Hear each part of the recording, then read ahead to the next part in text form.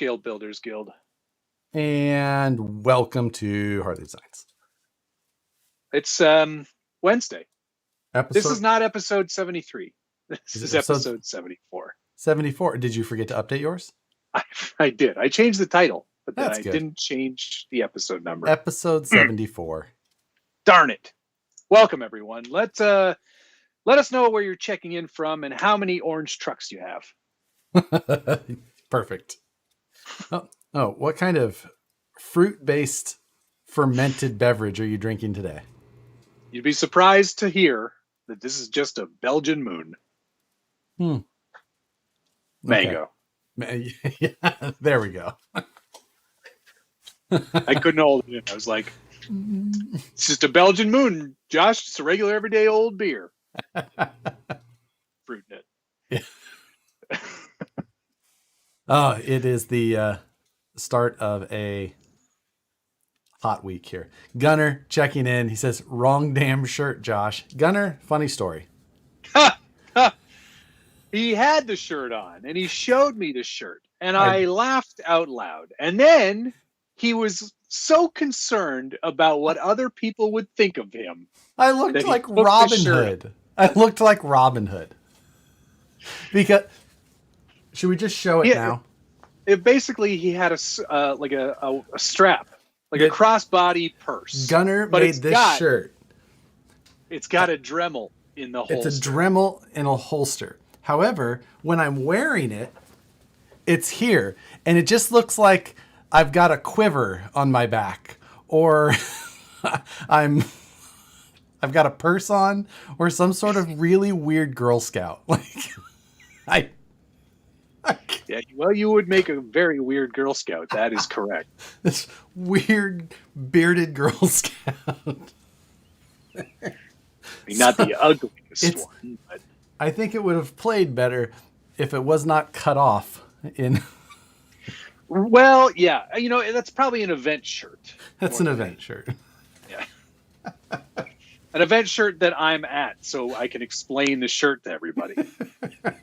Because otherwise, people will be like, I guess that man really likes Dremels. Yeah. Which brought to you by Dremel. Brought to you by Dremel. Not brought to you by, because this is not a sponsored event. Not a sponsor. Sponsored by Dremel, not a sponsor. One day. One day. We'll fingers crossed. Oh, I woke up this morning, as I do many mornings, and tell me more. I jumped on to the YouTube, checked your budget build video, as mine also came out this morning. Week 2 budget build for the SCX 24s. You haven't watched it. It's today. A good one. And of course, Matt decided to create some sort of odd cab over thing out of some layer. And of course, it took X-Acto blade cuts to cut, and I was just like, oh, I took a Delta flight to the comment section of that one so that I could see all of the Dremel comments. There were a few comments about Dremels. There were more comments about how that is basically just a forward control. And I was like, yes and no. Yes, Land Rover made a forward control cab over style truck before. That was made out of the 2A series, not a Series 3. So there isn't really one quite like that. Anyway, it doesn't matter. Right. It doesn't matter. And they both look ridiculous. Yeah. Yeah. I don't care if they made it or not. That looks ridiculous. To the average person like Josh, the most average person I know, hard to tell the difference. But it's proving to be a very fun build-off so far. I am enjoying it more than any SCX 24 build I've ever done. Okay. That's not saying much because I don't think you've made a lot. I've never done one. Yes, exactly. Evil Tom, thanks for the $1. Very appreciated of that. Very appreciated of that. But yes, actually, I am enjoying it. It's super fun. When you base a SCX 24 thing around this type of series, I enjoy it more and more because it adds some extra elements to it, and I'm having fun. Of course, you got to use your noodle on this one because, I didn't know there was overdrive available. So I learned something today. There you go. Hashtag I learned something today. Yeah. I'm sure you didn't know anything about Land Rovers. So yeah. you still don't. Yeah. Unfortunately, I learned another thing about Land Rovers. Well, Series 3 is actually, they didn't make, like, they look the same. It's the same thing. To the, like I said, to the average Josh, they do look the same, but to me, they don't. It's a props night. It's all about props tonight. Props. Hey, Gunnar, thanks for the $2.99. Yours will be in the mail Friday. Thanks. Yes. That's great.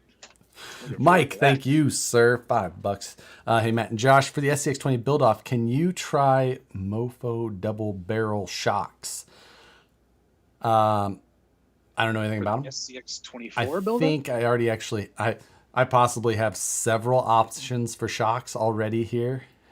Yes, I'm sure you do. I'm going to start testing stuff out too, Josh.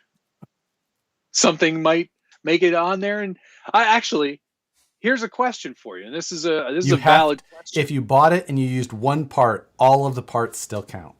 Oh, darn. So it can't.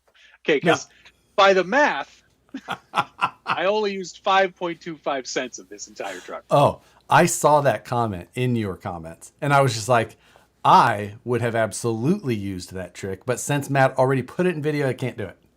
Yep.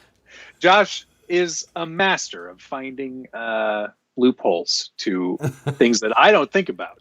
To my own rules that I wrote. No. What I'm going to do is I'm going to audition parts that have been given to me, because those were free. So, how's that work out for you? These tires were free. Yeah.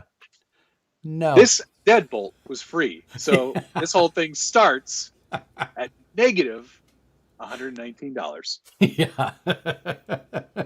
That's I got more parts for it yesterday.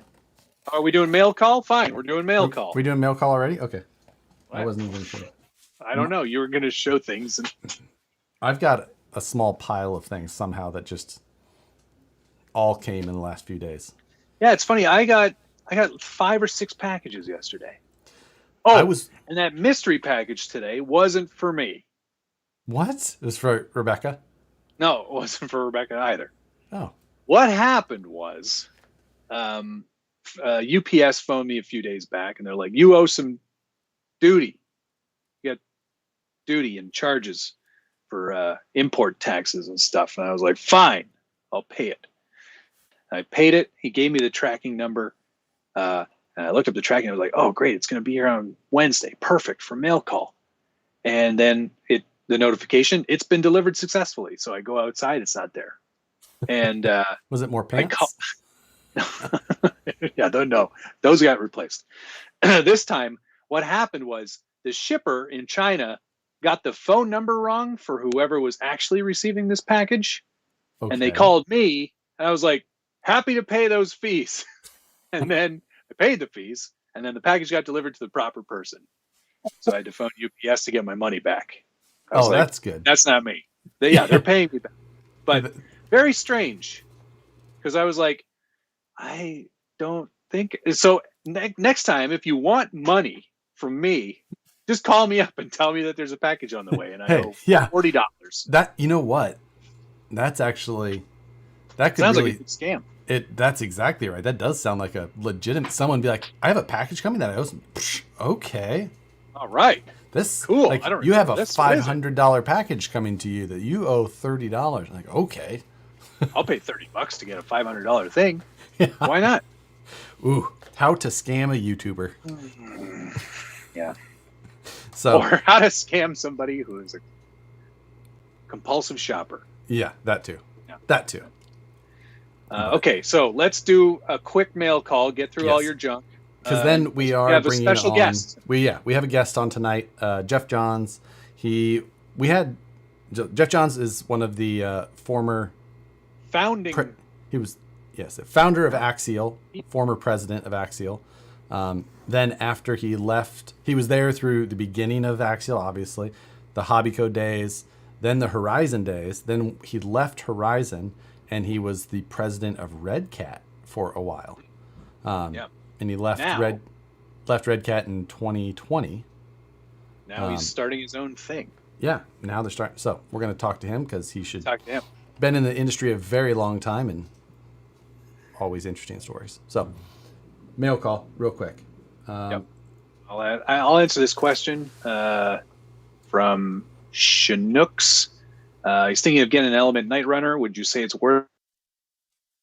I'd say it's pretty good value for the money for sure. Getting a lot of accessories and a lot of bits that you probably wouldn't get. It is an IFS truck, so it's who is that trail truck for? Like, I think it's for people who are truck? Enthusiasts of a certain brand that enjoy crew cab pickup trucks with IFS. That is I would rate it. He wants a rating out of 10. I'm going to give it a strong 7.8 for somebody like you. Right? Yeah, for somebody who's looking for a trail truck. Don't be like that. When you say trail truck. Trail truck. It's not a rock crawler. We know that. It's 155s on a 3.885 tire. 3.85 tire. IFS with a 12.8-inch wheelbase. Right. It's a trail truck. It's for driving on the trails. You mean it is not going to perform. Is what you not going to perform like some of its other competitors in the same sort of category. No. Would it don't be half rude. Track behind you do better? It's going to do better than a half track. Okay. It's also going to do better than a steam truck. Oh, you sure? That steam truck is solid axle with bigger tires. I'm just saying, like, yes, I'm not a fan of the IFS. I know you're not. A 3.8-inch tire. It'll definitely outperform that CEN truck that you built. No, I'm not going to take that away from you. You know what? I might. That sounds like a good challenge. We can make that happen. So now I didn't catch your live yesterday. You took that and you were trying out some different size wheels and tires. I did. I ended up going back to the stock wheels and tires for now. But I did add a whole bunch of Night Customs accessories. The inner fenders are in there now. Mm-hmm. The front grille and the headlight buckets, which is the body not on? Great in my head. No, it's not. Okay. It's just sitting there. I was going to say there's a big gap that I did not see. Yeah, no, because I started printing interior parts. Oh. Yes. And there's a new skid plate on there too, which I actually kind of fill that gap in a little bit. Yeah, a little bit. Smooth it out too, so it launches itself over things now. But yeah, yes. It's a good trail truck, definitely. Did you try any larger tires on it? I did. I went all the way up to what I put on there. I think the KO2s from Proline, the 4.75s or 475s, 419s or whatever. Not the 475. They don't do a 475 KO2. 419s, I think, and they were pretty big. A 419 was big. Just need some trimming type thing, or? Yeah, but I don't know that I would trim this body. Not this one anyway. Gotcha. But it's definitely a good looking truck, and I think that they do give you a front axle if you did want to start looking at doing a sass on it, so you could sass it up, trim those fenders, and then get to sass it. And it includes the inner axle shafts and all that stuff that you would need, or no? No. Just the housing. Enough to get you started. You're Gotcha. going to need to buy some extra parts, but for $429, I mean, it looks pretty great. I would still, honestly, I said it in the review, needs an interior, needs inner fenders from the factory. Yeah. Good idea to try to figure out a new way to get rid of those body clips too. That would be really nice as well. Otherwise, solid truck. Right. Yeah, I mean the base Solid underneath trail. is basically the exact same thing as before, so it's gonna Yeah, the not rest much of the has changed. drivetrain we know it's gonna be fine. Yeah, So it's just exactly. the tiny tire stuff with that long Long wheelbase. story short, Long story not so Josh long. doesn't like it. I don't. Yeah. I mean, I like Toyota Tacomas. So it's not a Toyota Tacoma. Well, yeah, right. Never mind. I mean, Okay. I would like that truck if it was a Toyota Tacoma. Hey, if Toyota's watching, this is not a Toyota. So, yes, mail call stuff.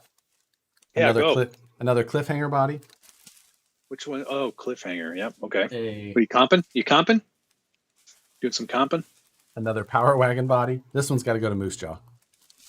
What are you doing with the? Get over the Power Wagon. The Power It's Wagon's done. going on the Power Wagon, the red Power Wagon that I have there, so that I can swap that body out. Because that one. Yeah, the Magpul one, so I can get that sold. So Got it. but I need Moose Jaw. Hello, to do a Mr. paint James Knight. Hello. Wes, I'm having a Belgian Moon mango. job. Oh, hey, Tim. He'd put the IFS in the rear and solid axle in the front. I like that idea. A tiny Betty, 124 Betty. Oh, are you okay? Hold on here. Is that for the build off? Are you painting it yourself? I'm gonna wave it by it like, oh, do you want this? You want this? Are you painting that yourself? I don't know if it's for the build off or not. You just okay, whatever. So let's see. If you're not painting it, you got to pay for it. You got to pay for that paint job. I will not let that slide. I've got a bunch more of the SCX 24 parts, which we don't need to go over all of those because we don't need to go through those. Partially boring. Okay. Some Traxxas big bores. Traxxas big bores. You must be confident. Hey, all right. Yes. Matt, you got yours last week or the week before? Yeah, it's been here for a little while. The FMS Jimny. I drove it around a little bit, had some fun with it. I'm impressed at many things, honestly. Right? I'm a little surprised to hear you say that. But I mean, it's got the same size tires as the that new Element. They're Zing. That's pretty good. Zing. I accept that. But it's got 2-speed and light controller and heart. I'm honestly really surprised at this little thing. So for what you would pay for that, you get a lot of stuff. It's expensive, but the hard body is where you're spending most of your money. But it is 1/12 scale. I know the scaling is a bit strange. I wish that it doesn't really look. I wish that it was $300 and 10th scale. 9th scale, you mean? Whatever. Yes, that. Yes, but I'm impressed already. Cool, that's great. And nice one. I got one.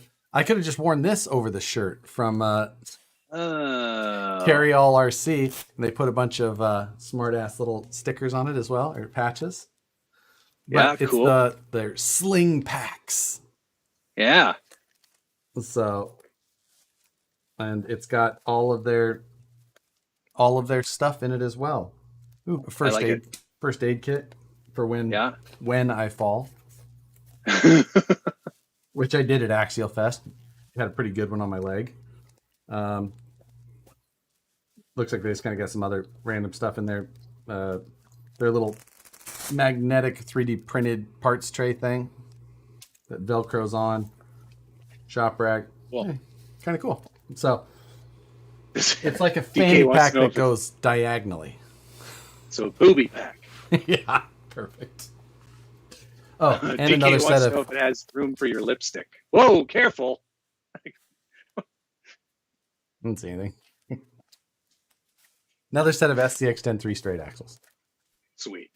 There you go. Nice. All right. Okay, let's get through this real quick. First things first. 949 Designs sent me a surfboard. A surfboard? Yeah, I'm pretty excited. Pushrod 3D 949 Designs sent me a surfboard. He wanted to see if that would look good on the Bronco, which I think it will. It's a little tiny bit short, maybe, but the Bronco. Yeah, the Axial Bronco. Okay, I get. Yep. Seems like it's almost a shippy item. BT, yeah, actually, thank you, too bad. sir. BT, good evening. Thanks for the $10. Evening to you as well. That would actually look pretty good on there. Doesn't is there a lot of surfing in Oregon? Doesn't that VW thing and surfing kind of go together? I don't know. I got some. You're gonna love this part. JEC Racing. I got some adapters here. You know what these are for, right? They are brass somethings. They're brass leaf spring adapters for Curry axles. It's just all the things. You're just God. It's all the things you don't like. Well, you like Curry axles. Yes, but you're just trying to just. Yeah, I'm trying to get your goat, and I think it's working. Bauhaus RC sent me a whole bunch of new 3D printed bits and pieces that they're doing. These are the nice laser sintered prints. These are not FDMs. So we've got a multi-purpose skid, whether this be for an SCX10 or an Element style skid. We've got a low CG battery tray for the Element Enduro. Nice. I've got a low CG battery tray for the SCX24, so that might come in handy. And then we got some bump stops for the Element Enduro IFS. So that's cool. Limit that flex a little more. Yes, exactly. They also sent along some of their Helios batteries, so I got a new 3700 3S pack. Nice. And some comp size batteries. You might get a kick out of this. An 850 milliamp 3S tiny box. Those come in handy, actually. That's a good size. Yes, I know.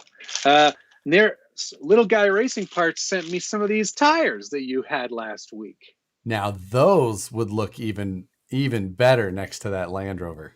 Oh my God, they're big. They're big tires. They are enormous tires in comparison to like the stockers. Yeah, they do look good. I'm excited about those for sure. So yeah. Sam's Garage, thanks for the $2 Australian redos. Scale Metal Supplies also sent along. This is pretty interesting. It's a wider track or a set of wider tracked out dog bone universals for the IFS system. Ooh, so it'll nice. That for your Bronco. This is going to be very helpful for that Bronco that I'm still working on. Nice. But very cool stuff from Scale Metal Supplies. And finally, I got some Super Swapper TSL boggers for the Bronco because I really wanted to use those deep dish wheels from Ram RC. I think it just looks awesome. Oh my God. Look at the size of those things. I'm just kidding. I'm not actually going to leave them on here. Okay. I just wanted to put them. Yeah, because I saw your face. You're like, oh, Matt's gone crazy. There'd be a little tiny bit of rubbing, I think. Yeah. Just a little bit. Like, all of them. I mean, those are massive tires. They are massive. They're like 5.4 inches tall. For a 1.9, it's a big ass tire. Exactly. But I got them just for the wheels. That's literally the only reason I bought them. I get that. That actually makes sense. The Bronco went full Louisiana, Alex says. Southside, thanks for the $4.99 and the bird asking me how's it going. It's going good. I was actually waiting for one more package that was supposed to show up today for my Bronco as well. One that really? I was really looking forward to coming. But the light, it's pretty great. The what? Oh, I have the light kit. That is already here. No, this was a 14-pound package for my Bronco. So. Oh yeah. Yes. That's a lot. I've got the autism awareness crawl coming up, not this weekend, but the following weekend. And very nice. The TRX 4000 needs to be ready for that event. Oh no. Yes, it does.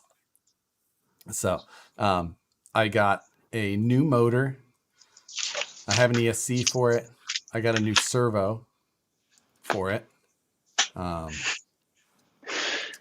many pounds or ounce inches is it?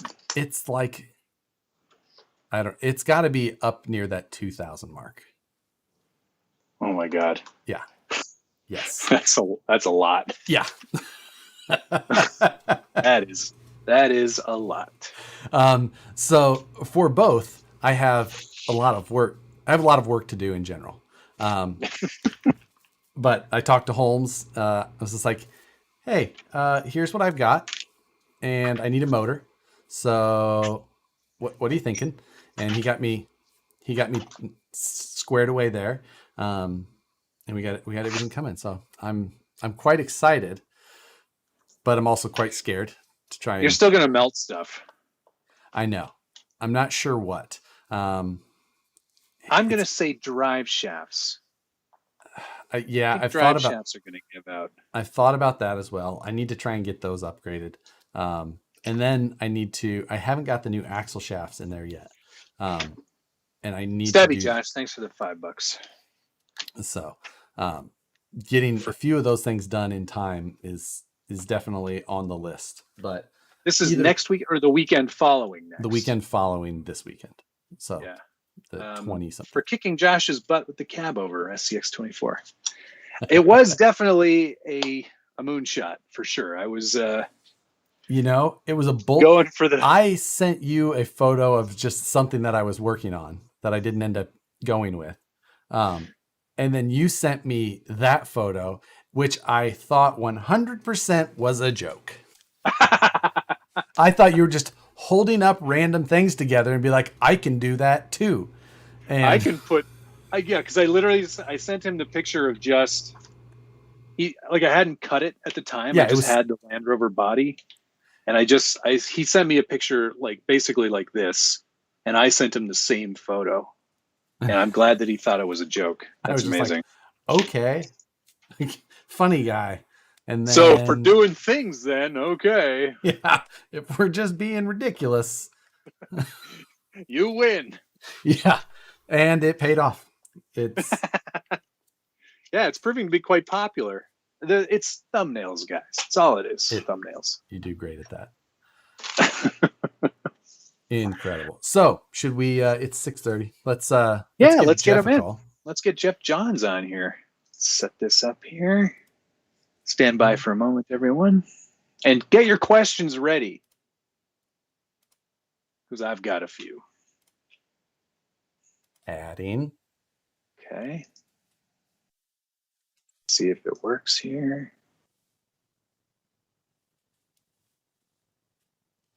There we go. Hold on just a second. Hold on a second. I have two of Matt right now. It's never enough. Oh, I see Jeff. He's all set up on my end. I'm moving Josh around. Jeff, how are you? Can you hear us? Yes, I can. All right, there he is. Welcome to the show. Good to see you again. Yeah, it's been a while. Yeah, it has.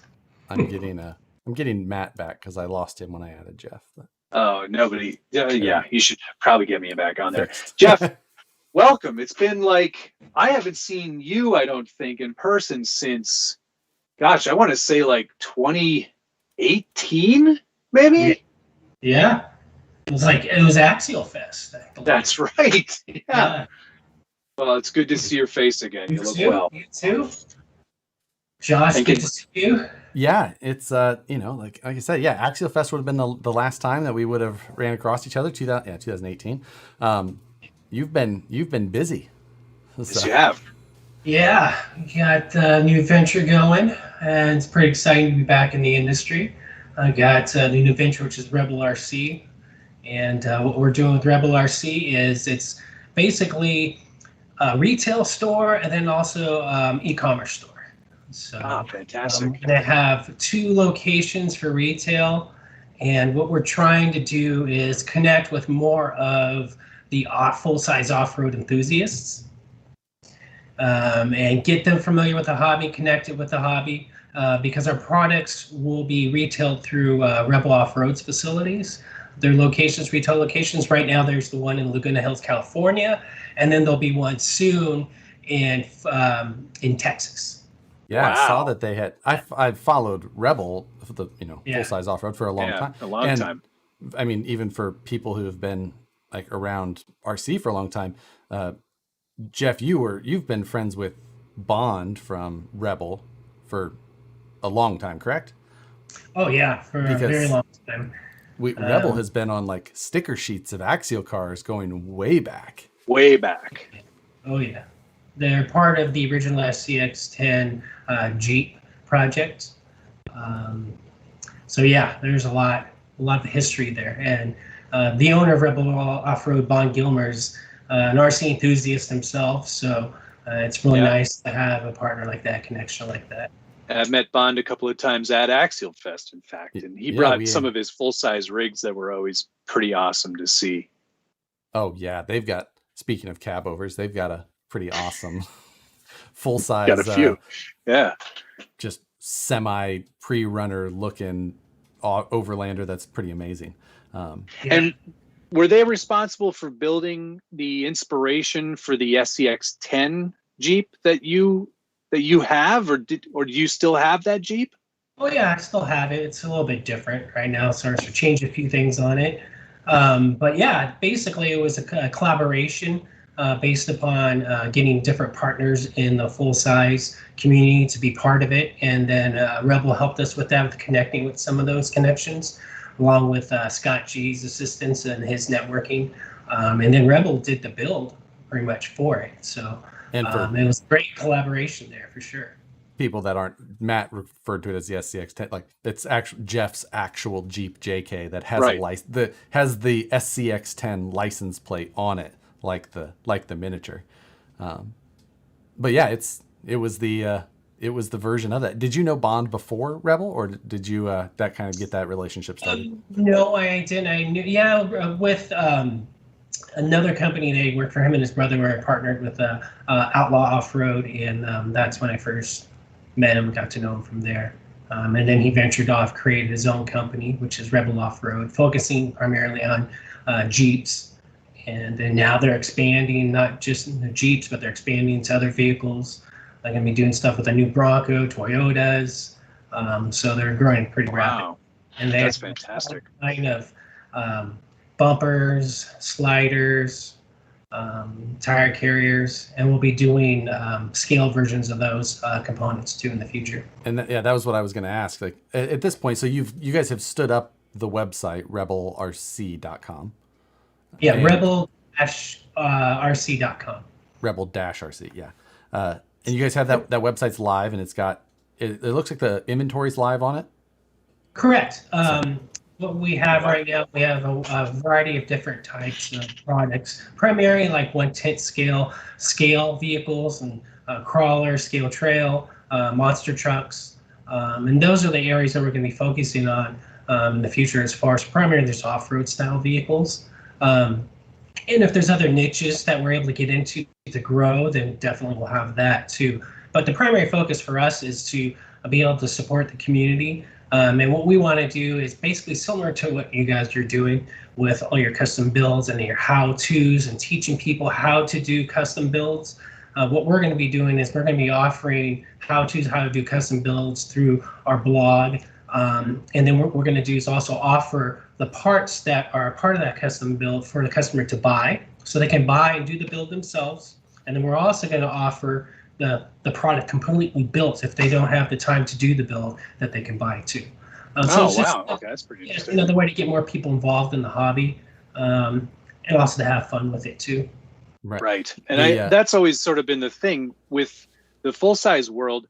I always find that if you show them that there is a smaller RC version or an option to kind of have sort of like a mirrored, smaller miniature version of the thing they already have, it's like that's instant. They're in.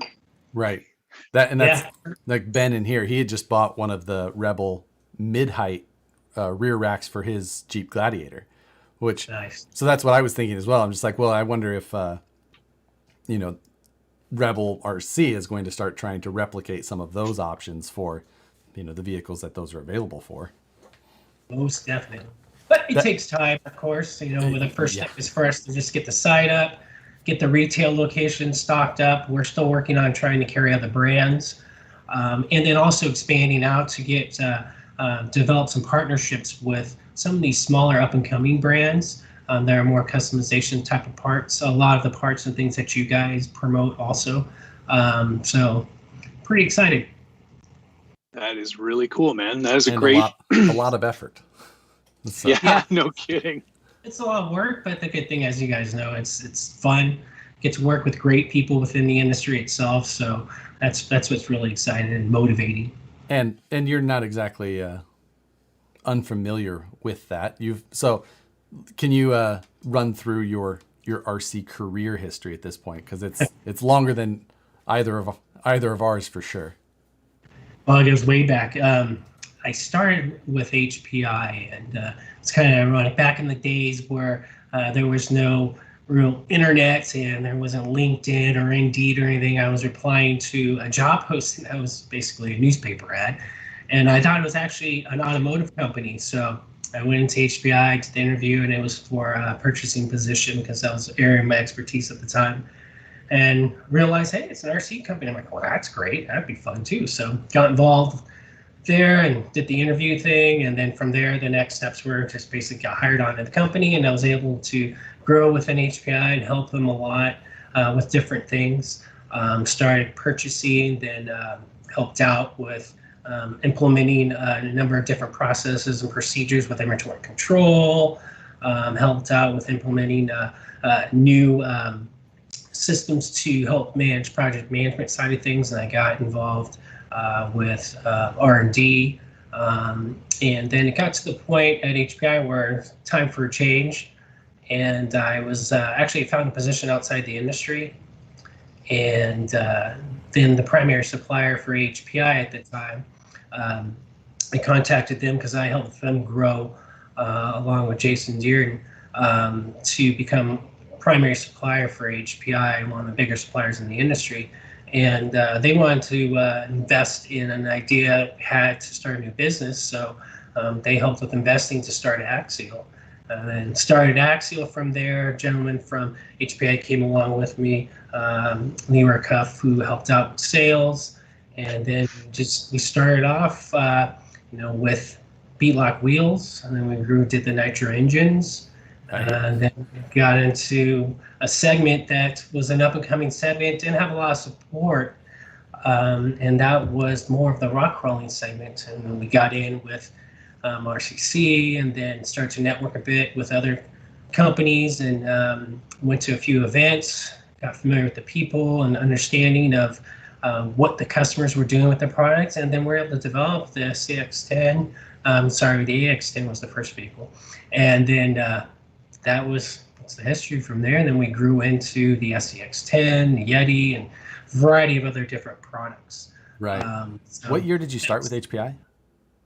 HPI was, I believe it was 98, I think.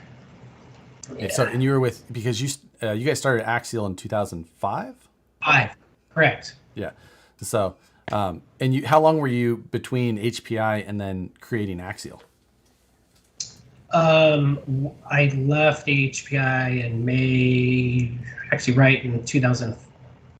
No, it was the end of the year in 2004, and then started Axial, officially became public in 2005. Gotcha. So not too long outside before you decided to get back in.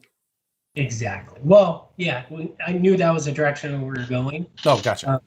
As soon as we left HPI. So, but yeah, it's been a great ride. After Axial, obviously there was acquisitions there with Hobbyco and Horizon. Then after that, went work for with Redcat for a year, and then after that, left the industry, and then saw that there was a potential opportunity.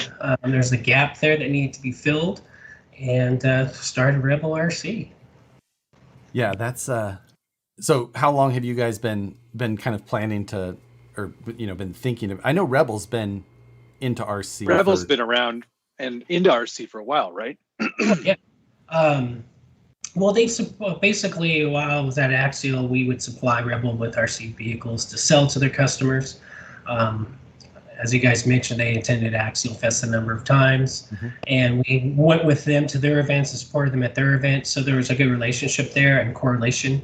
And what ended up happening was Bon and I were sitting around one night having a couple cocktails and just started talking, and one thing led to another, and then we ended up starting Rebel RC, and George came along also, and he's helping us with getting the brand up and going too. So we have pretty good experience level in regards to the full size, and then obviously RC too. So it's a good mix. You said Scott came to help with it? George Kane, I'm sorry. George Kane. I thought you meant Scott. Yeah. Too many similar names that we. Jeez. It's the, I mean, because it's kind of, the RC industry is kind of a small world. Oh, it is. It is. So, it's like you were you've worked for almost all of them now.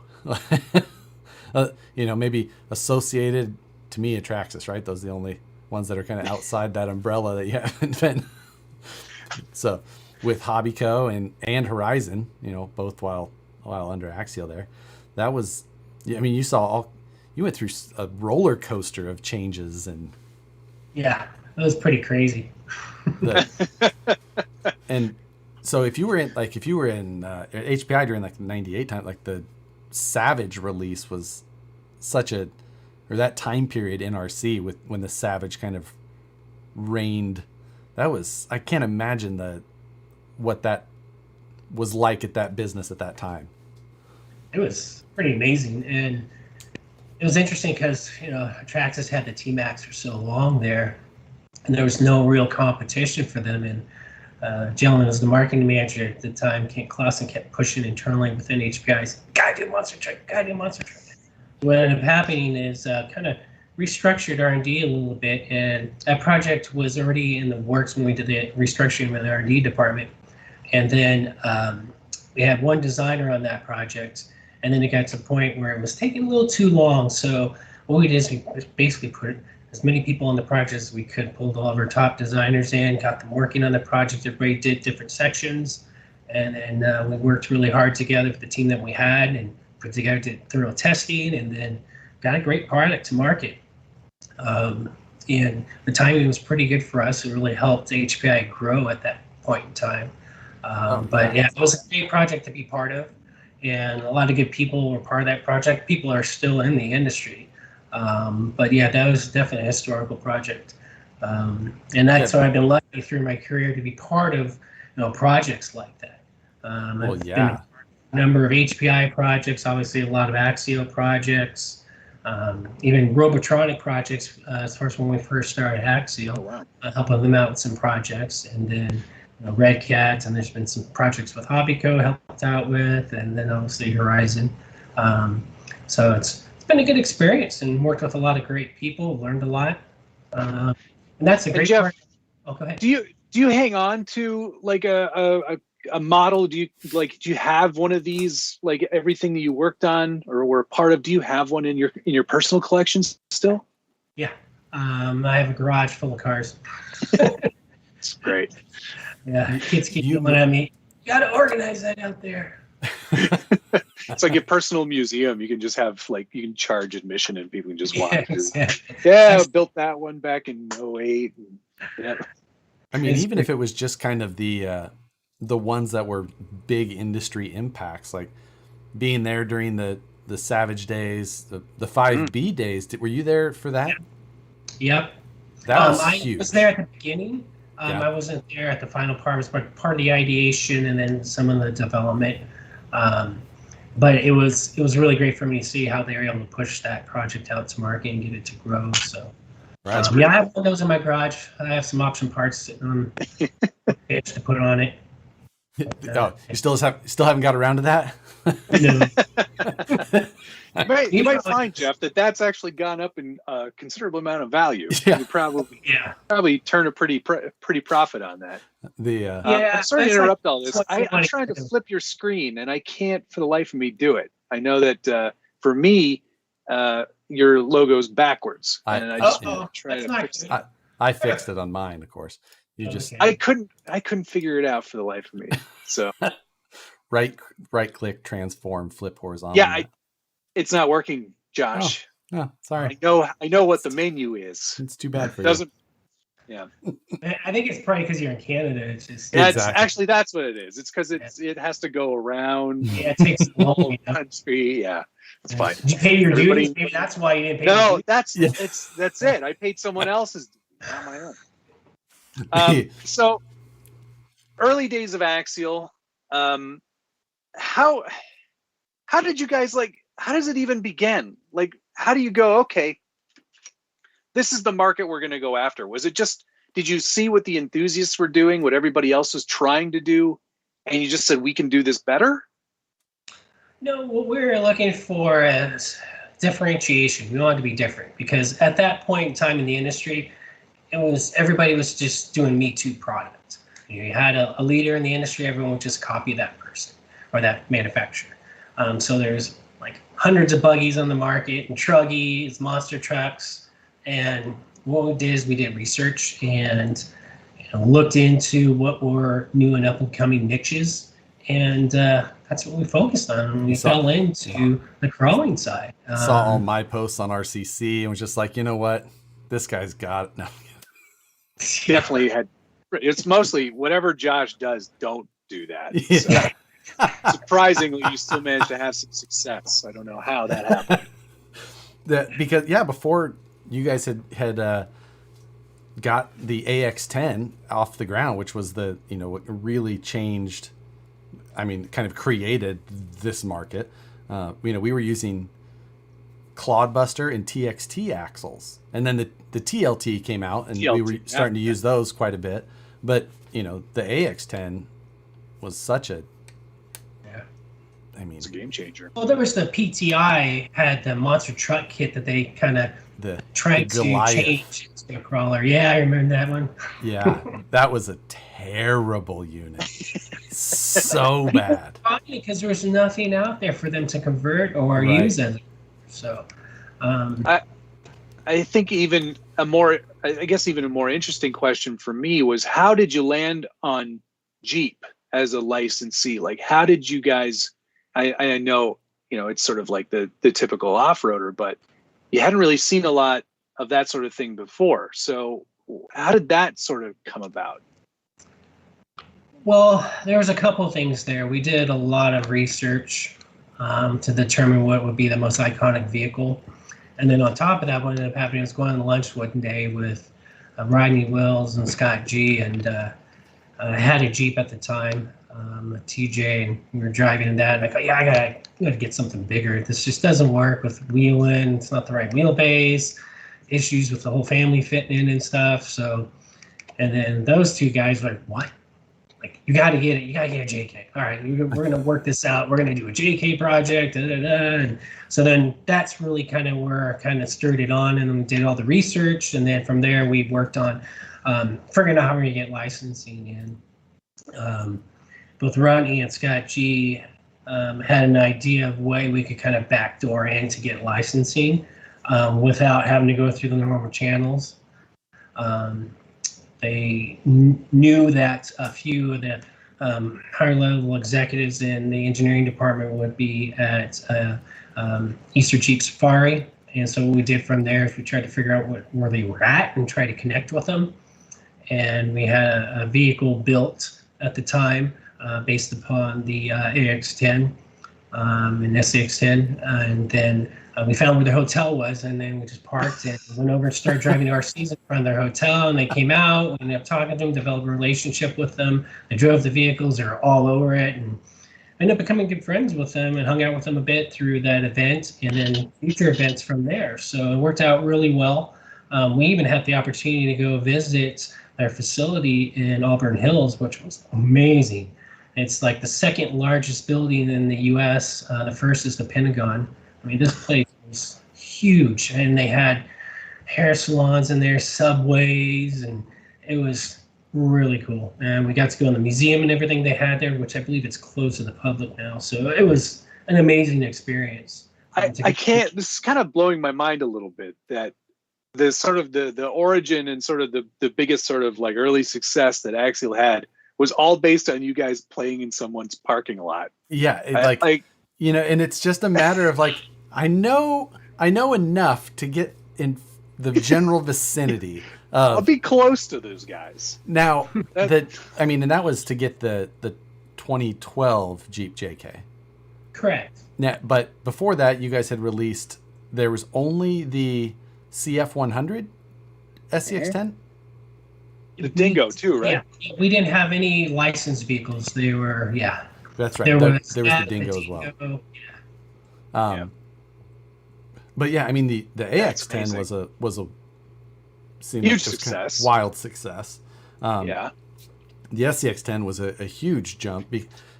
Previous to the SCX10, like we would take AX10s and convert them with some scale chassis that had become available, but there was no, with the exception of things like the Bruiser, or that was really there was that really was more my style. That's right. That's the sort of thing. There was nothing really available at the time that was that type of option. So, but yeah, I imagine was the 2012 did it just sell, head and shoulders above the previous options? Was it just that? Yes. It was that much of a. Oh, the Honcho too. That's right. The Honcho came out before the JK. Right. Yeah. But the thing with what happened with the SCX10, we first launched it as a kit and with a body that really wasn't intended for the vehicle. It was a body that we used for a monster truck. It just helped with saving costs, but it didn't do that well. So then we went ahead and put another body with it, and that's where Honcho came into play, and that really helped with the sales and helped grow the popularity in that product. But definitely the SCX10 did take off faster than the AX10. AX10 took some time, and the reason why it took time getting people to understand the product and how to use it and what it was for. And that was the biggest challenge. It took about I'd say close to almost a year. What really helped us though was a buyer of our hobby code, Kerry Hogan, really bought into it initially in the beginning, and that's what really helped us get the AX10 going. Because then they were like, I can imagine that most of the questions would have been centered around, well, how fast does it go? Because that's the question that I think every RC enthusiast asks. And how high can it jump? We were coming, and you're like, well, it goes really slow, and it does not jump at all. Yeah, like, we were coming out of the T-Max Savage days. Like that was right.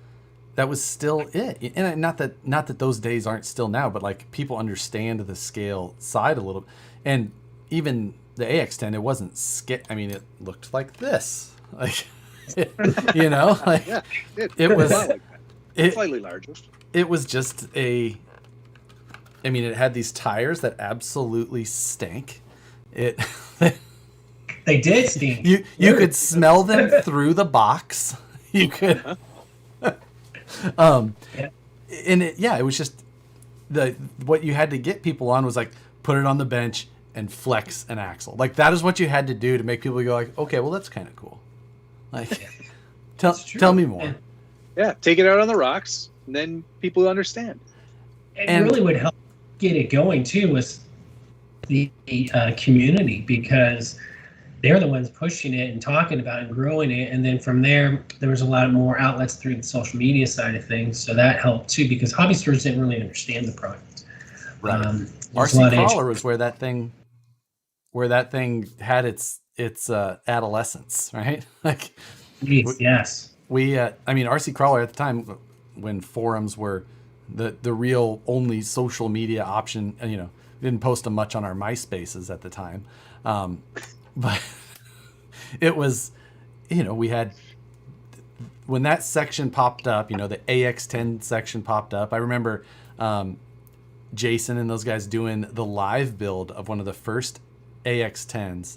And it was the amount of people, it was old, terrible quality video back then compared to now. Like at the time, it was amazing. We were all, sitting there watching them build what was coming, because we had been introduced to Axial slightly before with like you said, the release of the beadlocks, the Rocksters, which were we didn't have 2.2 beadlocks before that. Like we were taking old HPI wheels and cutting them in half and then gluing them back together so they were narrow, and then putting gluing tires on that. But yeah, RC Crawler, that was where it all kind of grew up. And I remember we had one of our big events in the Midwest, the Midwest Challenge in like 2008, maybe. Yeah. I remember you came out to that one, didn't you? Yeah. That was a big one. And I remember one of the magazine guys came to that, Matt Higgins, who's still in the industry. Yeah. And it was like a big, like, oh, magazine's finally going to pay a little attention to us, huh? Think you're too good for us up to this point. Because, RCC, they had to kind of be their own, the whole media for that section. It was the only place that was really, it was that type of environment for it. Yeah, if RCC wasn't there, I don't think the segment would be where it is now. No. For sure. I don't disagree. I think that you needed something like that to kind of spur popularity.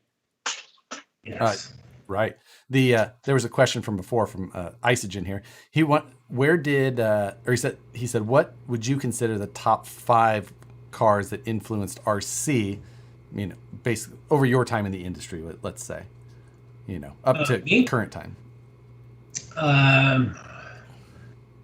T-Max, of course. Yeah. Let me think here. What else is there?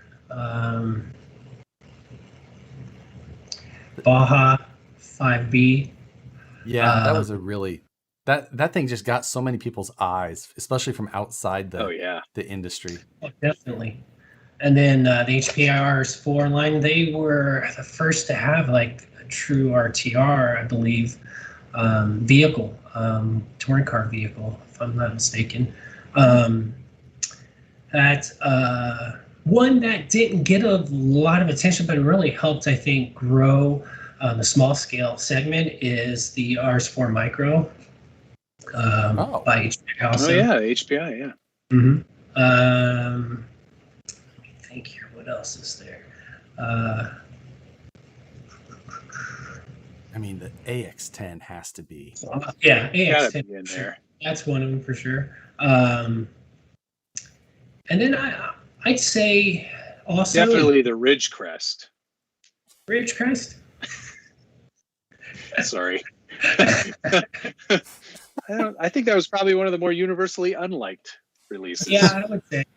I'd say the Yeti, as far as for both the 10 scale and 8 scale, even though those weren't the most successful products for the brand, I'd say because those kind of transitioned everything away from just full independent to IFS, and you start to see more IFS vehicles out there now, of course. Even on the scale side for Scale Trail, just to make sure I said that for Josh. Right. Josh doesn't understand things a lot of the time.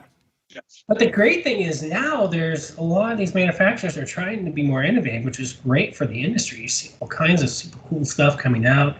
Arma's doing some great stuff. We have, Traxxas is still obviously on the cutting edge. You have Associated that's focusing on the drag racing side of things, which is a growing segment, which is great to see. And then touring cars are coming back around again too. People are starting to get into the on-road stuff, which is great too. I was unaware of that. That doesn't surprise me at all. I'm in my own little bubble. You're in a little bubble. Yeah. You're in a little bubble there. But Jeff, yes.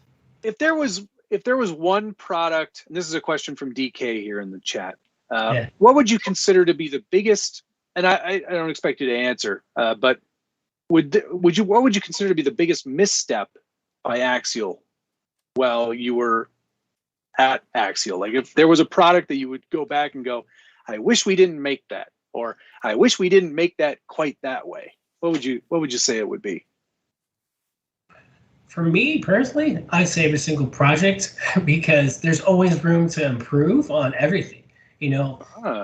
There's time limits on projects, of course, because it's a business and you have to get a product to market because you have so much invested in it. So you have to get it out there, and it's never the way you want it. So it's never at that level. So there's always room to improve and grow the product.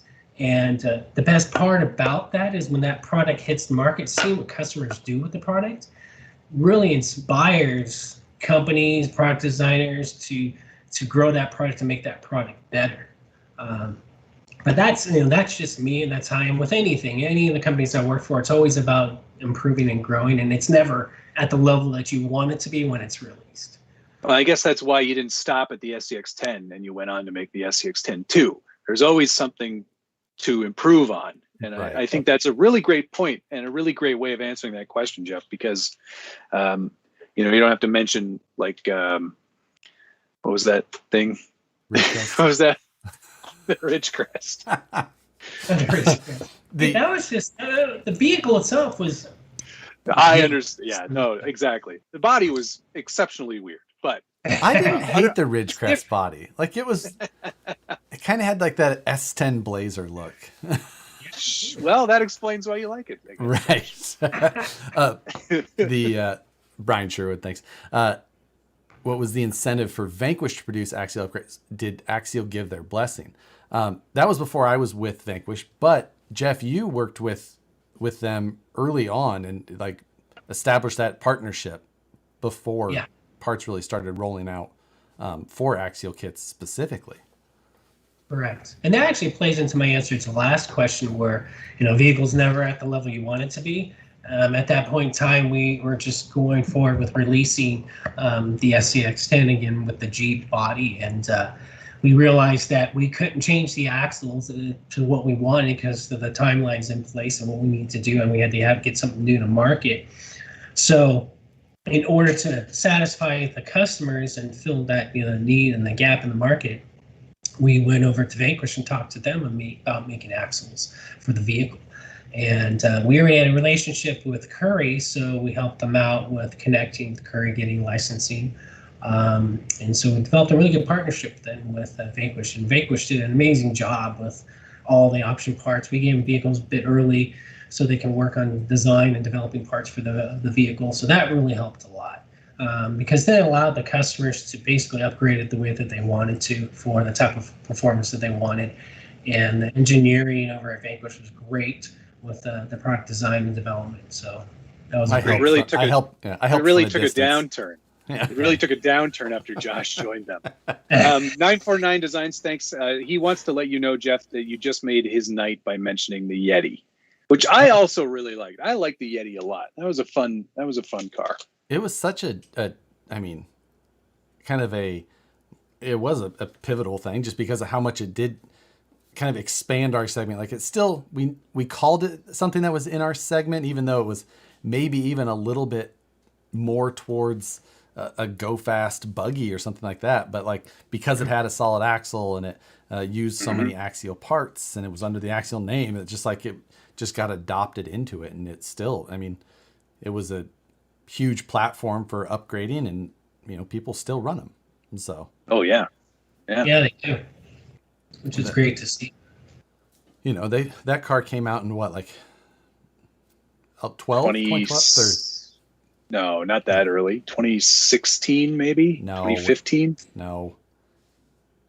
Yes. No. I'm going to pull up you're going to make me pull up up your thing. Pull out your thing, Josh. What's the product you're most proud of? Or actually, what's the product you're most proud of all the stuff you've worked on? That's a very good question. I'd have to think about that. I'm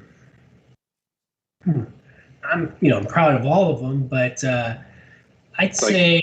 Which of your children is your favorite, Jeff? I'd say honestly being part of the Savage project, because that was kind of like my foot in the door with the R&D department and being able to work with the whole team together and how everybody came together to work on this project was pretty amazing with the timelines that we had and how fast we were able to get it done. And to see how everyone came together as a team, I'd say that one for sure. June and it wasn't of 2014, by the way. Oh, so you weren't right. Okay, well, just to be clear. I think we were right in the middle, actually. Price is Right rules, though. I'm right. Sure. The picking your favorite project, that would. Yeah. Chibs had a question here. He wants to know where the name Axial came from or how it came about. Do you have any insight on that, Jeff? Yeah, it's kind of funny. But we had the whole team at that time together. We were sitting in the conference room. We were just like brainstorming on names. And we wanted to have a name with an A so we'd be listed first with everything.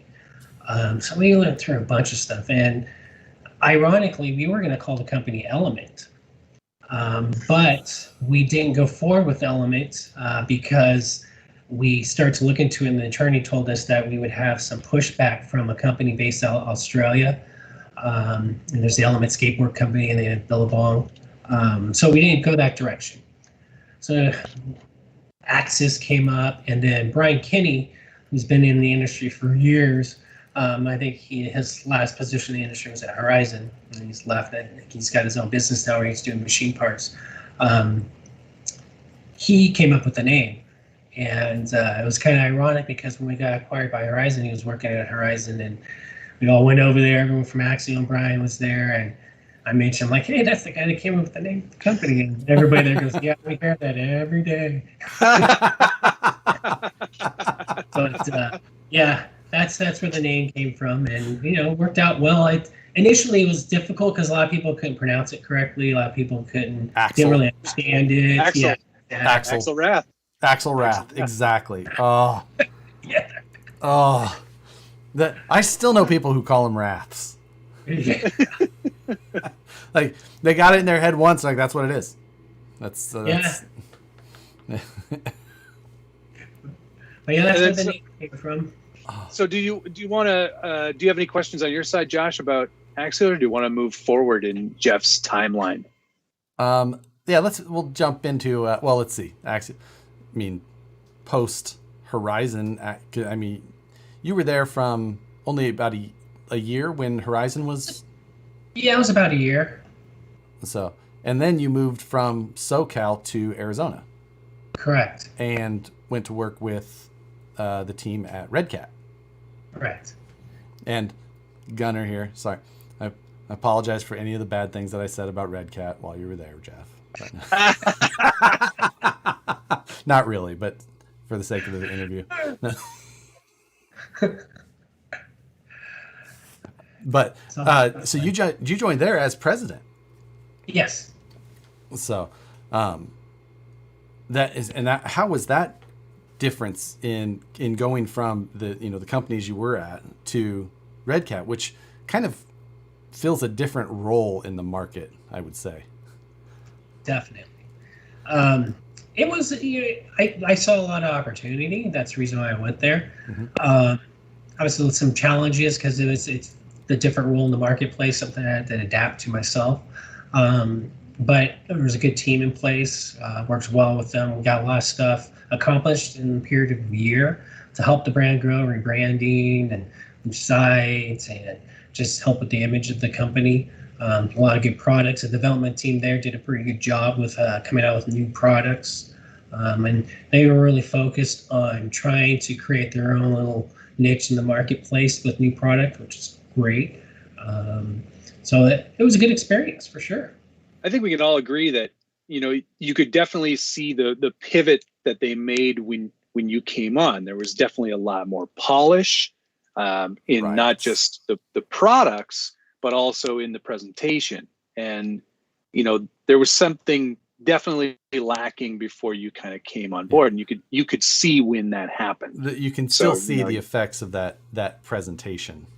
Today. Because that's one of the things that, I think that Axial was always really good at was the presentation of the product. Really great running videos, great demonstrations. You sort of feel that enthusiast kind of market really oozes out of everything that Axial was doing at the time, certainly when you were there, and you felt that the moment that it came into Redcat. Would you say was that one of the major sort of influences that you had on them, was bringing that sort of I don't want to say professionalism, but you know what I mean, right? Like polish is probably a better word. It's more about focus on the customer experience. And that's the thing. It all starts with everyone within the company thinking about the customer, and anytime that they're focused on making a decision for something, to make that decision based upon what they would think the customer would want, and and to make a positive experience for the customer. That comes from the product development side, through developing all the product packaging, through to shipping, receiving, customer service, all the different areas of the business. It's all about the experience. And if an end user has a positive experience with the product, as far as from when they receive the product, they open the box, you're able to get it going, and then they're going to have that connection with the brand, and that's what's important.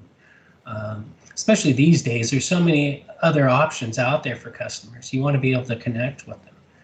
And that's important to know who your customer is too. You have to understand your demographics so you can do the proper job with properly presenting the product to the customer.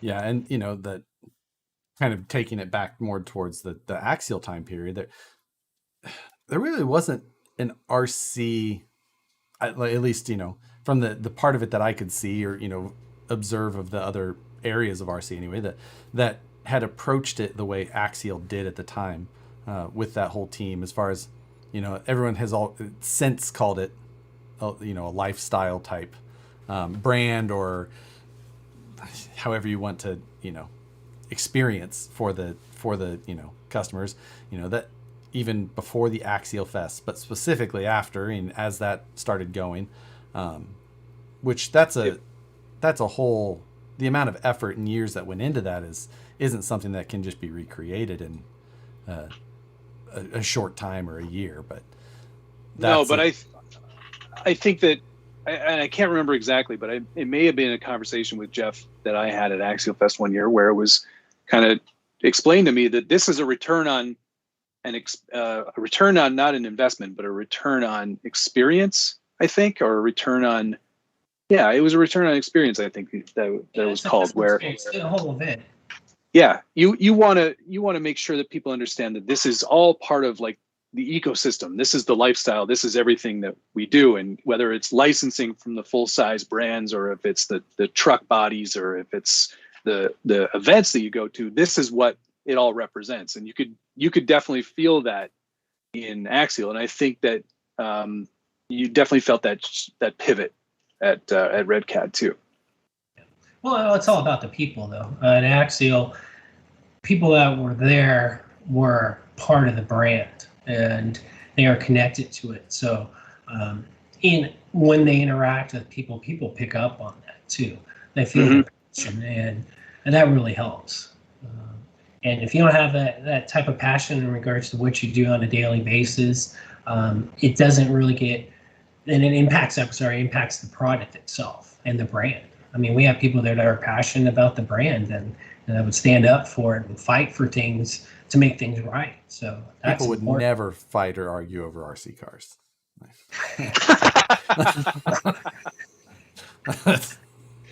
No, I've never seen a fist fight.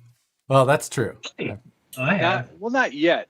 Not over. Yeah, not over in our I've not been in the racing side though, so I think the racing gets pretty crazy. That's a whole different thing. A whole different thing entirely. But yeah, that's I trying to ever, I don't know that ever replicating the feel that was around Axial at the beginning can be replicated. No, lightning rarely strikes twice, right? Right. And that kind of, I wonder, when did that kind of start, that whole thing? I mean, because like when Axial first started, of course, it wasn't really that there was, we hardly had events. I think like the first, 2007, like RC Crawler, US RCCA Nationals was Moab, and HPI was the title sponsor. Yeah. We were there too.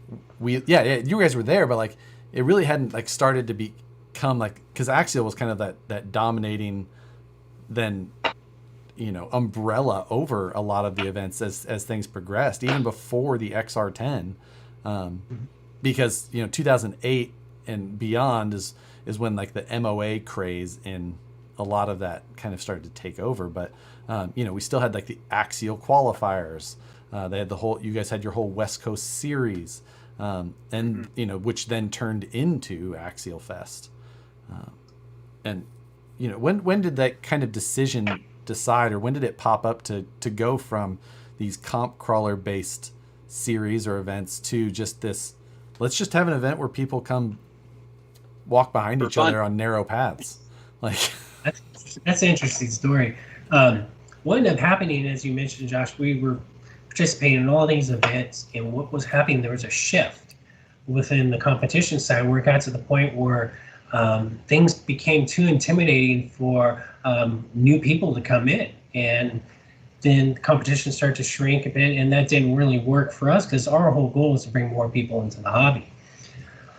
And then on top of that, with the West Coast Championships, I had to manage it myself, and the business was growing so much it was difficult to do both. Plus, then we had a lot of our competitors going to the event and rebranding the content as it basically was their event, not using our name in the title of their content. So I was a bit frustrated with it. And then Ronnie came on board. I think he had been there about a year or two. And I had discussions with him, and then he basically said, he's like, so just let me take it and let me come up with some ideas and let me make this work. And then it was his idea to turn it into a customer appreciation event, which we did. And then he had some pretty good ideas for marketing and stuff, and to get more people involved. And we basically then developed a team, internal team, to start working on the event. And we started to bullet point some areas we wanted to grow and how we wanted to change things. And then from there, we put a lot of time and effort in. We were a small company. Everyone had to pitch in. And there's a lot of stuff you have to do for an event that size. So we worked on it all year. And then after the end of every year, after every event, we would get together and talk about what we could do to grow and improve the event. And that came from us engaging with the customers and talking to people, talking like to you guys too, on how we can always grow and improve the event. And that's what we focus on doing every year, is to make it better. And it seemed to grow every year because of that. So it's pretty exciting. What was the first year of actual Axial Fest? Was it 2010? I believe so. 2010. So did you had the first Axial Fest then would have been underneath of your own umbrella before Hobbyco? Yes, actually there was there which one? There was it 2 or 3 under Hobbyco, and then 1 under Horizon. I remember correct. Yeah, because that sounds about right. Hobbyco bought Axial January 9th, 2012, based on random info. Very so yeah, you would have had 10 and 11 database under your guys's, and then going to Hobbyco, did they see the value in that like right away, or did you have to sell them on what this thing really was? I think it was pretty good. They saw what we had was working, and they kind of just let us do our thing. Obviously, anytime you get into a corporation like that, there's always things that you have to do to explain and justify. And Axial Fest was pretty simple to justify. We already had the data. But as Hobbyco started to go through and experience some financial challenges, there was some challenges of keeping the event going, and there was some battles we had to fight to keep it going. But we did, and able to work through that. So. Yeah, and which is great. I mean, the success that event had seen through the years was, again, I mean, pretty incredible to get to experience. Yeah. But yeah, I always kind of wondered, because those events, like, even though there's so many people that come to them, doesn't necessarily make them a profitable event with the amount of effort that is put in over something like a year or more, if you're really trying to account for all of the time actually spent by all of the people. Yeah, it's a big job. Yeah, the ROI, if you basically just did it without accounting for the marketing aspects of the event, then yeah, it was not profitable. But if you were to add in all the marketing side aspects of it, then it was definitely profitable. And then with social media growing, it really helped with justifying it too. So there's a lot of great things that we did there to bring in new customers, and so it was great. I mean, and this overall experience is just meeting these people over year and seeing people like kids grow, families grow, Seen generation after generation of the families like participating in the event, and then it was super inspirational for the team. I mean, we put a ton of work into it, but the great part was we would all go back and we'd be just burnt out for a couple of weeks, but we would just be super inspired because we had the opportunity to engage with all these great people that use the product. Yeah. And not just in a stock form either. You're seeing No. what they're doing to modify and change. And, you know, would any inspiration for products or things that you guys would actually put into production actually come from any of these events? Oh, definitely. That's why we had the, you'd have to bring your vehicle up and it would have to be checked to make sure that it was legal. That really didn't matter. We just did that so we could look at everybody's rig.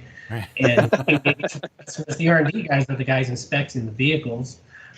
So they got an enormous amount of ideas and they had fun just engaging with the customers and just seeing what they were doing with the products. So it was a great experience for them, and it also really helped with our innovation things too. Yeah, absolutely. Can we talk about marketing for 1 second? There was a question that came through here, and it's from Brian Harrison. He wants to know how the majority of your marketing budget would be spent nowadays because of social media. Obviously, you're not going to be putting a lot of magazine ads in and stuff. So how does that budget get spent, or is there even still a big marketing budget? Oh, for like in the case of Rebel RC, or in the case of just the industry itself? In the industry itself, like from your experience, obviously the magazines kind of took a back seat and you've got your own media channels. So like, how are you spending your marketing dollars? Well, nowadays, it really depends on the size of the company and the amount of people they have connected to their social channels, because obviously there's a lot of different things you can do with social media with different ads and content and things, as you guys know. And then on top of that, there's affiliates. And then you get affiliates that basically promote your product and they get a percentage of the sale. There's that side. There's Google Ads. There's YouTube. There's all the different search engines. And then we use omni channels. There's a variety of different other channels to sell your product, Amazon and so forth. So there's still a lot of things out there to connect with people. But just a different focus. It's almost it's harder now even than before with trying to decide on all of the methods versus magazine ads, website banners. Like it's all we need. That's it. The marketing guy used to just be it's work on more cost effective now, and there's more data to make logical decisions. In the past with magazines, you wouldn't know what your reach was or your engagement, and you're paying tons of money for ads and you're not sure if you're getting anything out of it. Now there's so much out there with all the analytics that you can really determine what works for you. You can see what the demographic is that you're connecting with. It's pretty amazing these days. But you kind of lose the personal side of things with the interaction directly with customers unless you're out there, pounding the ground and you're engaging with customers and, people that use your product. Is that going to be sort of maybe a feather in your cap then with the Rebel RC connection, like with actually having customers in the shop going over their full-size rigs? Is that a better opportunity, do you think, to help sell the product? Oh, definitely. Anytime you have a customer that comes in getting their vehicle customized and they see that there's an opportunity for them to get an RC car customized like their vehicle, they're going to definitely be interested in that, and considering the amount of money that they're spending. I mean, cars. Yes. Rebel's facility, I've been to their facility in SoCal, and it's an amazing place. I mean, I'm just saying, Matt and I both drive Jeeps. Like, it's just if you're looking for micro influencers, I think you found two really great ones right here. Got a JL and a JT, but no, everything you need. That facility is amazing. Yeah, it is. So with all you guys know, I talked to RC driver, Greg, or RC driver, and he has a Gladiator. So he does have a Gladiator. Jeeps, yeah. Yep, it's because we recognize the quality of a American-made vehicle. And I wanted a big truck, so I decided to get a Gladiator. And, you wanted a fake truck? Is that what you said? That ain't no truck I've ever seen. So Jeff, you had a JK. Are you? Yeah. What do you got now, Jeff? Yeah, I still have the JK. Still got to do some more work to it. Obviously, there's always investing. Yes. Are you going Gladiators to are nice, but they're kind of hard to really have fun with off-roading. It's more of an overland style vehicle. Yes, it's great for Gladiator. I agree. Around town too. Yeah. Especially when you ruin it with 22s like Josh plans on doing. 22s with spinners. Oh. If he could get them, he would. Made of brass. It's got the worst taste. I don't understand. Yeah. But yeah, if you don't, I mean, the full size social media channels for Rebel definitely worth watching as well. I had recently seen the RC social media side pop up, started looking at it, and connected the dots, and then you had that press release actually came out like last week to a few places, which I had read through, and I was like, wait, what is? And I saw your name. It's like, what are they releasing? And then I went to the website, and now hearing the explanation, all of it comes together and makes sense. But it will be cool to see the two branches of Rebel kind of present together. Yeah, we're excited about that for sure. And so, like you were saying, 2 brick and mortar type facilities, because there is the current SoCal and there will be the Texas one. Correct. They're converting a portion of that to hobby focused? Yes. Right now, the location in Laguna Hills, California has product. We're working on expanding, adding more product to that location. Just a matter of creating the space and educating the staff on the product. So it's getting there. We figured the first thing to do would be to get some product in the shop, get the website up, start to get the brand known, and get some equity built with the customer base, and then work on expanding from there. We got the Fort Worth location, which is in the works. So yeah, hopefully by, I'd say, November, we'll have everything aligned and in place and have a good amount of inventory and things. Because as you guys know, there's a lot of shortages within the industry. I was gonna say, it's a hell of a time to try and stock up a new hobby shop. Yeah, it is. It's a bit challenging because you want to have all the stuff the customers wants and needs to get going, but it's a challenge because there's some shortages there. But stuff's starting to come in. Manufacturers have done a good job getting product to come in. And it's just, as a dealer, you just have to really watch, when stuff comes in and make sure that you have orders in place and get them filled. So, yeah, that's exactly it. And obviously, they've got the staff to fulfill an order and get it out without any issue. Probably falling into normal day-to-day stuff. Are you tapping any past industry contacts to help in store, or on just with some online type stuff, or what? How are you approaching that? As far as for industry contacts, I know the different manufacturers, and I guess today, I mean more like customer forward type, for like in store, or like help. You're going to do like the building side and all that type of stuff. You're going to kind of work with people just outside of the storefront. Just got around, yeah. Definitely. And, there'll be some other people that I haven't worked with in the past, or I haven't worked with, that we're potentially working with. I mean, there's a lot of, from the builder side, there's a lot of great builders out there. And our whole goal is to get them exposure and show the great things that they're doing with products, because then that basically inspires people, and they'll inspire someone to go buy ready to run, and then get into the hobby and want to do their own build.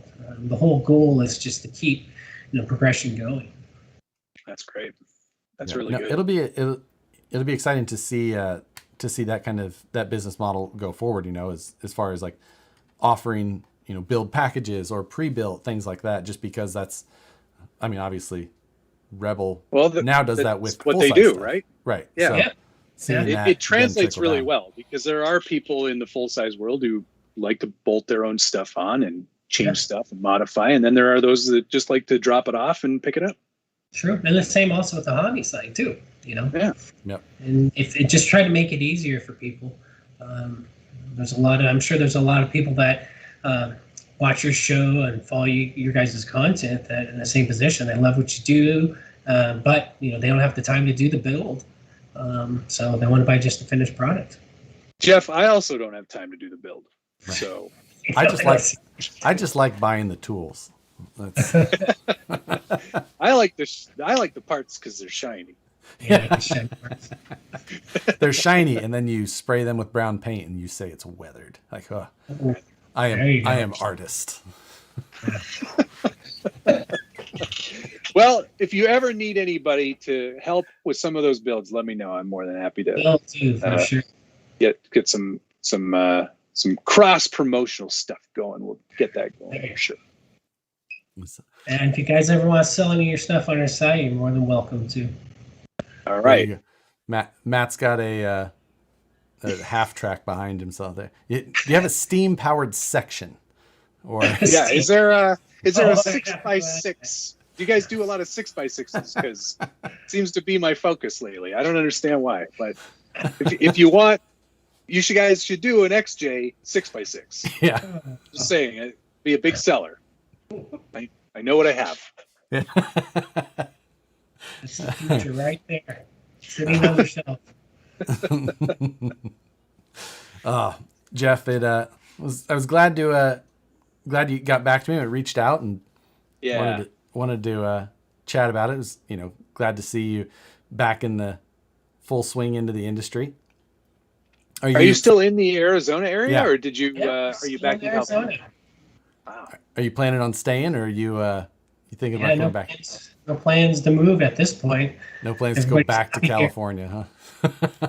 Not really. Not a whole lot of going back to California. It's close though. It's close. So yes. It's only like an hour. Close enough. Yeah, that's not too bad. Night Customs is in the chat here. He says nice. He's getting a Jeep. So if Rebel need an Australian division, just saying. Right? Hey, congratulations, James, on the new vehicle. Yeah, he did a nice job on that, didn't he? Even though Josh doesn't like it, I still think it's Josh has no taste, though. We've established that. Mm-hmm. Jeff, do you have any parting words? Anything you want to impart to the viewers who are watching at home, or what's the website again, just so everyone's got it there? Rebel-rc.com.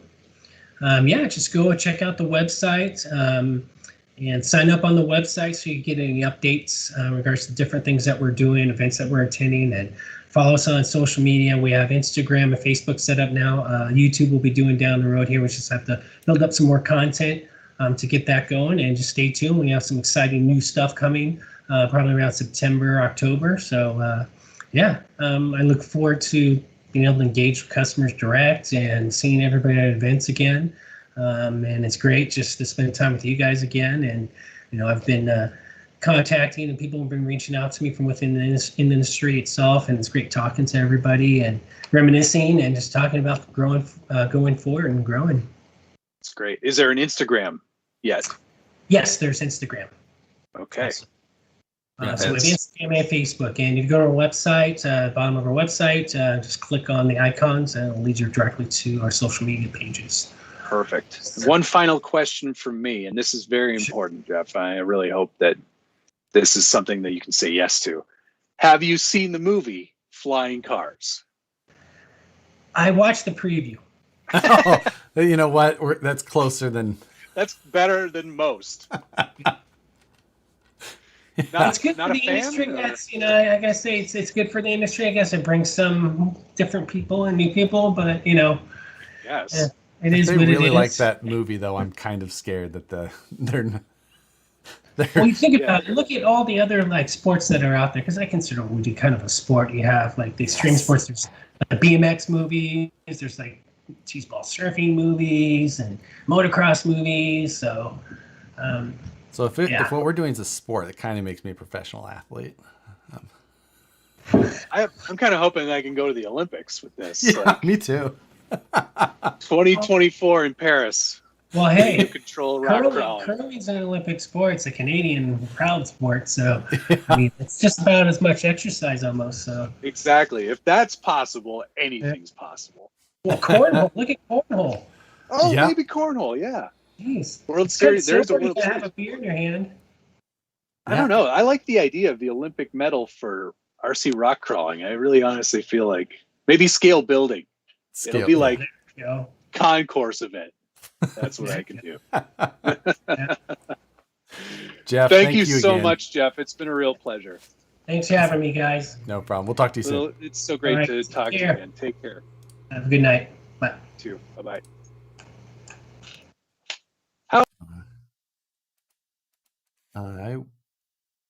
There we go. Well, I switched back. I only have Jeff now. So no, it was good. Good talking with Jeff. I still have just a Frozen. Nice little tidbits of history in there. So yes, absolutely. There's so much that goes back and into the. He could probably talk, for 2 days about just industry stories and things like that. But also, Jeff is good at not, like we talked about there. It's a very small world in the RC industry. Yes, it is. You can't light a match and walk out the door of a place and then go open a hobby shop later that you're going to. Then. Yeah. There's a lot of politicking, I'm sure. Yeah. And, he's got to be PC about his exits on and make sure that he keeps a business possibility in place. Right. And this sounds like a pretty interesting idea, and it makes a lot of sense because let's be fair, you get a lot of those accessories, like all your stuff that you add onto your truck, not you, but people like me add on their truck afterwards, that are the licensees, that are you have it on your full size truck and you want it on your tiny truck. Yeah. Especially with something like Rebel, who has a lot of their own parts. Well, yeah. And do you think maybe that you could see Jeff doing that, like taking some of that inspiration and actually manufacturing these smaller parts? Jeff is obviously no stranger to going from a concept to a saleable part. So he's done that a number of times before. So this is definitely something that he's doing. He obviously knows any of the contacts in that side, no matter where it's at. So absolutely, if they want to produce something, they're going to do it. Yeah. And so I have to imagine, and he was saying they have some stuff coming September, October. We're going to see. There's no way we're not going to see Rebel RC branded parts coming this year. Makes a lot of sense. If we don't see them this year, it will only be because of supply chain issues that have already, been delaying projects. So it's a good thing we both have Jeeps. I'm telling you, right? Maybe they'll get that SKU number mixed up and get a bed. Yes. Huzzah! Yeah. Paul's 1816 said comp stance in the Olympics. Like synchronized swimming, but. That was so weird. Did you watch any of that? Floor routines, just walking around stancing. There were a few super chats that came in through there, and I didn't thank them because I didn't want to interrupt Jeff. But Dark Horse Garage, Brian Harrison, 949 Designs, and Ozzy RC Queen, thank you. Gunner super chatted and made me. How do you feel about the way Josh talks about Redcat? You didn't ask that one, did you? I said it close enough. Did you? Kind of. I mentioned no, it. Close enough. Ozzy RC Queen, your question about asking Spectrum if they can incorporate audio description into their products for people who are visually impaired definitely makes a lot of sense. I will pass that along because I do have some contacts at Spectrum, so I will definitely ask that question for you. Because some of these screens, they're pretty small. They're hard to read. I've got pretty good vision. They're hard to read at the best of times for me. So having some sort of audio call out for some of the menus, that wouldn't be a difficult thing to integrate. Especially with how they can do firmware updates on there. I think the biggest thing would be that they can they play audio on those radios? I know they have a piezo for the beep, but some of them they can. Oh, like the color screen Android-based ones? Okay. DX6R, that one's Android-based, so. And some of them had headphone jacks too, don't they? I think so, or they can play MP3s or whatnot. Yeah. So yeah, well, it'll be interesting to watch Rebel Yeah, RC definitely. just as it as it grows up, as we'll say. They've got a parent company with plenty of resources, and Jeff obviously has been around, so Yep. that'll be fun to watch. They've got a lot of Vanquish stuff on their website, by the way. I had set them up as a dealer like Yeah. last year. Oh wow. But like we knew, or like you and I have both crawled with Bond and Yes. the Axial guys at Axial Fest before. So I was just like, I don't know if they're selling it or they're just, just like, I know them and they're a store and they're an industry contact. Like, yes, I will just set them up. Why not? And then I will ask for an account with the same discount for your site. No. Tit for tat. Yeah. No, I've never done that. So. No, doesn't sound like something you wouldn't do. No, it's not something that I've done. I stay in my vein. Yeah, you'd stay in your vein, eh? Yeah. Budget build. Let's talk budget build because we haven't talked about that yet. We have some time to kill here before I'm sick of you. Turn into a pumpkin. Yes. So you and I are pretty much even keel now, I think, because I've got like $9 kept over from my 2 previous weeks now. So yes, and I think that I have the same. I think I have like 905 left. You're $8 or something. What? Do I need to go to my spreadsheet again? My other spreadsheet? You could if you wanted. I don't think it may be 905. That's what I just said. I don't really listen to you. Yeah. 905. Exactly like what I said. Exactly like what you said. But do you have one of these? Just I can't believe the response. People People are like, that's awesome. I'm like, what are they looking at? Is everybody trolling me today? Like, I mean, the Betty body is nice and all, but it's not that great. There's so many pieces in here that I'm not going to be able to use. Like the radiator. Or I can use the dashboard. Oh, it comes with both left and right-hand drive. put them both in. Student teacher style. Put one at the back. Put one in the back going the other direction.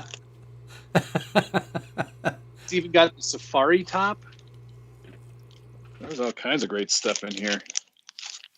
It's going to be a fun little build.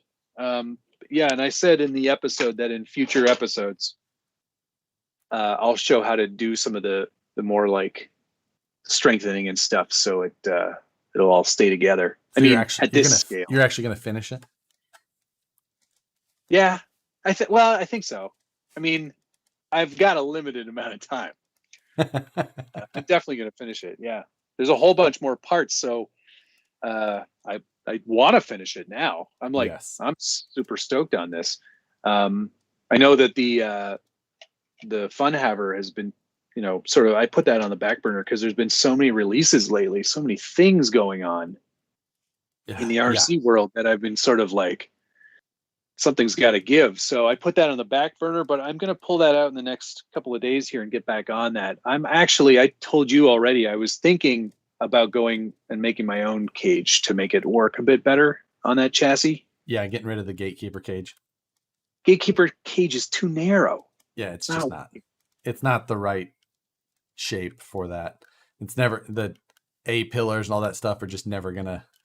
It's never gonna match look up. right. I might as well just. You're never. Yeah, you do a nice body, and it's just never gonna sit right on that cage. It's like. I'll just braze up my own. That's it. Done. Yep. I'll need my guy at. I need Andre to send me some stuff from Scale Metal Supplies, so I've got all the right tubes and stuff. Yeah. No. Exactly. I ordered a bunch of DOM tubing the other day as well. Nice. So, but no, I think that'll be good, especially with all the effort you're doing there. SCX24. So what? Well, obviously, we're not going to talk about what our next steps are and where we're spending money next. But Right. there's some big money items that we're going to have to try to figure out how to fit into the budget. Yeah, I talked in the video about a servo. Obviously, I talked about a motor. Neither of those things are great in the stock car, and it's just so they're both going to need to be done. That's one thing. We also have a week coming up that's the free week, so DIY week, whatever. So that takes that takes a time frame out of it. I've got some plans for that already. Oh, and foam interior. Zero foam. Like, why would I'm going to add an interior? You're probably not going to add an interior. I'm not going to add an interior. Spoiler alert. I'm going to get one in there. I'll fit one in there somehow. I've actually, for all intents and purposes, I've actually added space because of the cage on the back. Yes, the body's sitting a little high right now, but it's going to come down.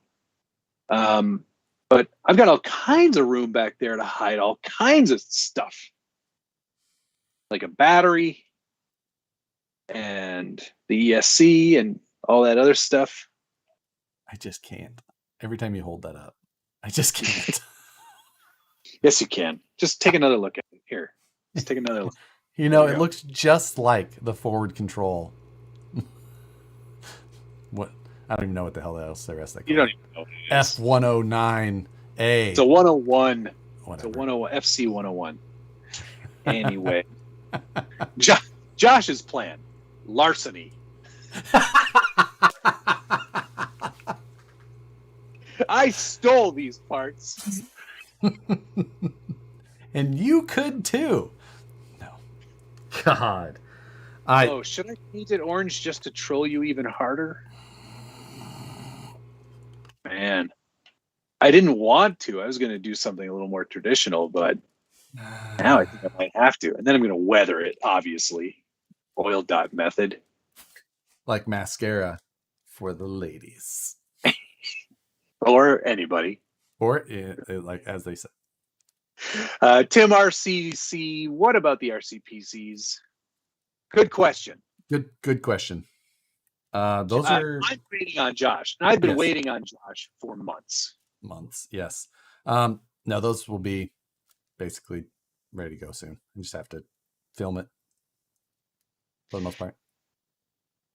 You just need to film it? Are you that close? Pretty much, yeah. Yeah? Okay. So. I don't know if I believe you, but all right. Win some, you lose some. So either way. No, stabby Josh. Matt, I shouldn't work during these broadcasts. I was putting decals on a new truck, and I got to the third one before realizing I didn't take the film off the body. I've been there. I did that once too. Only 3 coming though. Only 3 on. Yeah. That's a win. That's a win. Not bad. So, you know what? You noticed soon enough. So, Moose Jaw. Close. How many squares close is Josh from filming the RCPC? How many squares, Josh? Did those panels ever get done? Are you done with those yet? Oh, dear. That's a lot of squares. Like 42. What's that truck on the shelf between the JK and the 3-wheeler? They must be talking about you. I don't have any JK. JK and the 3-wheeler? Do you have what JK? Oh, are you talking? What? What's he talking about? I don't know. There's the JK. No, that's an XJ. I don't have a JK. I don't know either. I'm going to need some help with that one. Oh, is he talking about my Ripper, you think? And the 3-wheeler? Oh, maybe. If you're talking about that on my channel, then that is the CEN F450 that's been brodozered and squatted. Stupid. So gross. The RCPCs are already out of date. Well, Joke's on you, Gringo Bandito. They were out of date when we built them. Joke's on you. You still can't buy any of the parts that they have. They're worth more than when we started. That's true. These They have we could appreciated. have sold these at a profit. Yeah. Oddly enough. Unlike any RC build that we've ever done previously. Yes, all of those are sold at a loss. Yeah. Massive loss. Huge loss. Mostly because you can't put a price on time. Right. That's the one thing you never get back in this hobby. And anytime you put a part on, it's just like the real full-size stuff. It loses half its value because it's assumed to be used. Exactly. That's a problem. Anytime I look at a used truck, if it's like cruddy, I don't want it. See, I would just replace all that stuff. I do buy a lot of used trucks, especially if they're things that it is specifically the time you're buying, basically, which is in the cases is like the custom chassis stuff. That's you're buying somebody's time there. Yeah, you know, because for the that chassis stuff, itself yes. has got $50 to $80 worth of steel in it. You know, if it's good DOM tubing or something like that, and a chassis, like it's not that much, but you'll pay, you know, $300, $400, $800 for a good chassis. So, yeah, you know, that's what you're paying for. And yeah, those are the good ones to scoop up. Max, no, we have not used the RCPCs because it was an exercise in actually building. That was the challenge. Yes. The point of them was to see if we could do it. And the answer is yes, we could. We did. We can. And they will get used to be benchmarked. And then they will get used again when they're delivered back to EVGA for them to use them in promotional stuff and trade shows and all that. So there was always an end goal in that regard.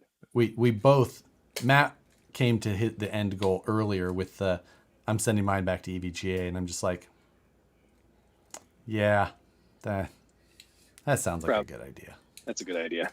I don't know what else I'm going to do with a 64-inch long PC. It's mostly just because it takes up so much space that I wanted to have here. That's exactly it.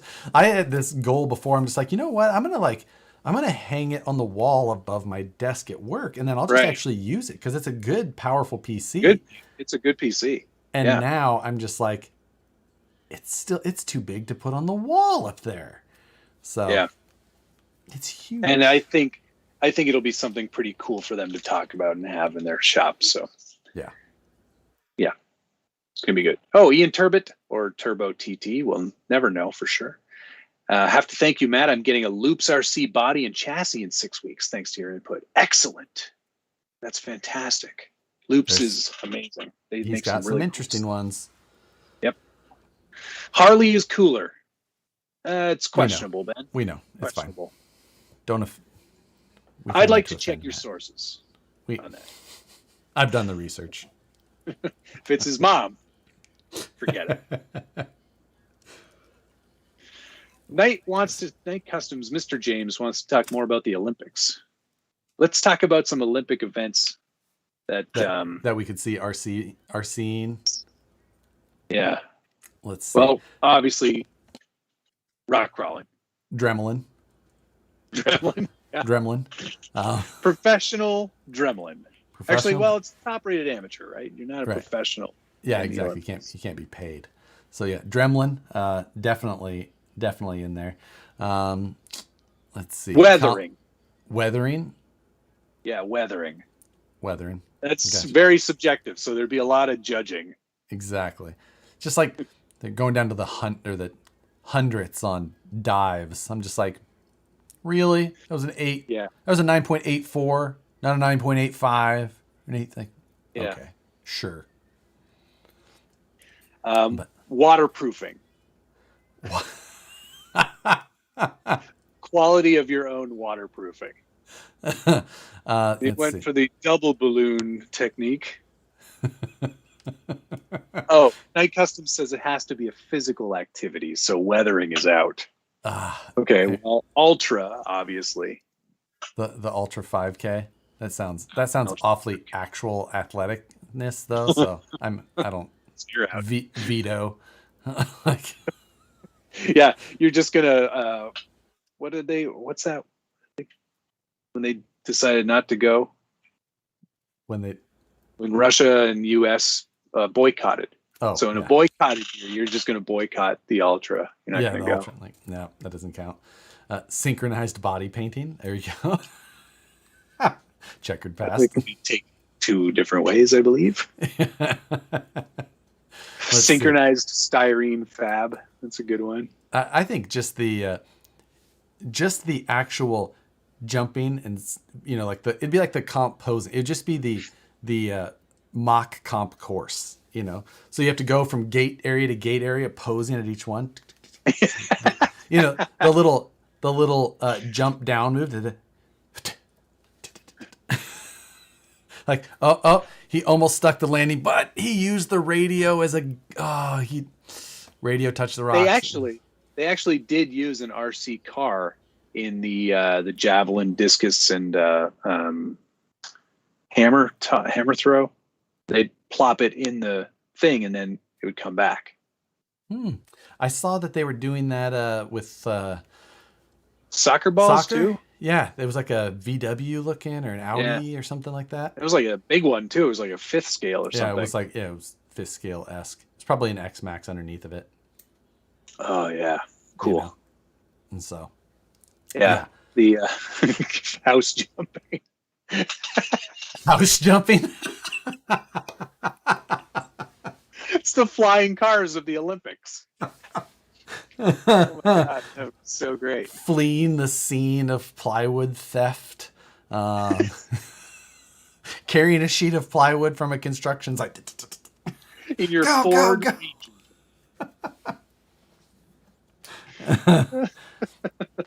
Yeah. Oh my God. So, all right. So many. So many good ones. That's great, guys. Thank you. Oh, TRX4 bench pressing. It's like the deadlift. They're just like, oh, you could do that with the TRX 4000. Yeah. That competitor's broken both his arms. The winner does not get a gold medal, though.